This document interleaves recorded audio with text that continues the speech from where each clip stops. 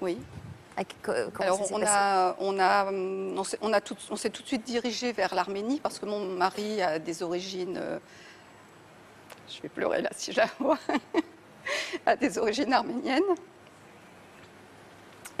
Voilà. Donc,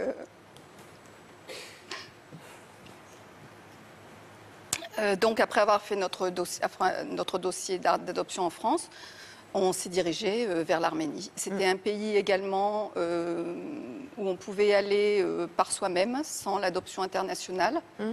Et c'était à nous donc de trouver l'enfant et de faire le dossier jusqu'à l'aboutissement du visa. Alors, comment vous avez fait pour trouver l'enfant? Alors, on savait qu'on allait devoir visiter les orphelinats, les maternités. On est allé dans un orphelinat et parce qu'il y avait un petit garçon à l'adoption.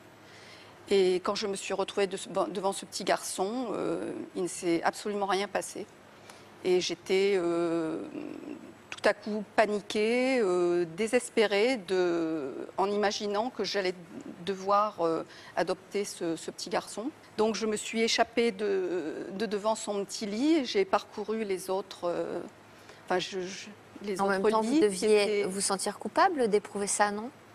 Non, parce que c'était tellement viscéral que je ne me suis pas posé la question. Et donc, vous avez continué? Donc j'ai continué et bon, il y avait des petits-enfants Enfin, il n'y avait pas d'enfants à l'adoption. On nous a dit qu'il n'y avait pas d'autres enfants à l'adoption, mais bon, malgré tout, peut-être que mon instinct de mère a fait le reste.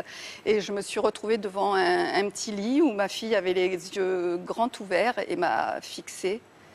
Et ça a été un coup de foudre extraordinaire. Est-ce qu'on peut parler d'instinct de mère Oui. dans ce cas précis? Et de coup de foudre maternel. L'adoption, c'est une rencontre. C'est une rencontre avec son enfant, celui qui va devenir son enfant. Et ça, vous le décrivez fort bien, c'est vraiment une histoire d'amour.